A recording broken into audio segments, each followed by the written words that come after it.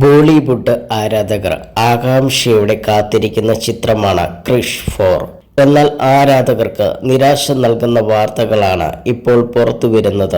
റിപ്പോർട്ടുകൾ പ്രകാരം ക്രിഷ് 4ന്റെ നിർമ്മാണ പ്രവർത്തനങ്ങൾ നിർത്തിവെച്ചിരിക്കുകയാണ്. ചിത്രീകരണത്തിന് മുമ്പുള്ള പ്രീ പ്രൊഡക്ഷൻ ജോലികളിലായിരുന്നു ചിത്രം. തിരക്കഥയോ സാങ്കേതിക പ്രശ്നങ്ങളോ അല്ല ഇപ്പോഴത്തെ അനിശ്ചിതാവസ്ഥയ്ക്ക് കാരണമെന്ന് കരുതപ്പെടുന്നത്. റിപ്പോർട്ടുകൾ പറയുന്നത് നായകൻ ഹൃതിക് റോഷനും നിർമ്മാതാവ് ആദിത്യ ചോപ്രയും തമ്മിലുള്ള അഭിപ്രായ ഭിന്നത തുടർന്നാണ് സിനിമയുടെ ചർച്ചകൾ നിർത്തിവെച്ചിരിക്കുന്നത്. 2026 നിർമ്മാണം ആരംഭിക്കാനിരിക്കുന്ന ചിത്രമായിരുന്നു ക്രിഷ് 4.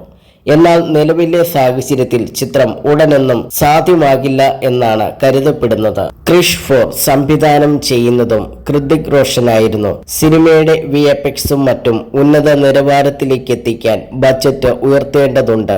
അതിനാൽ ഹൃതിക് റോഷൻ 500 കോടി ആവശ്യപ്പെട്ടെന്നും എന്നാൽ ആദിത്യ ചോപ്ര അതിന് തയ്യാറായില്ല എന്നുമാണ് റിപ്പോർട്ടുകൾ പറയുന്നത്. ചിത്രത്തിന്റെ ബജറ്റ് 350 കോടിക്കുള്ളിൽ നിർത്തണമെന്ന ആദിത്യയുടെ തീരുമാനം ഹൃതിക് റോഷൻ അംഗീകരിച്ചില്ല എന്നാണ് റിപ്പോർട്ടുകൾ.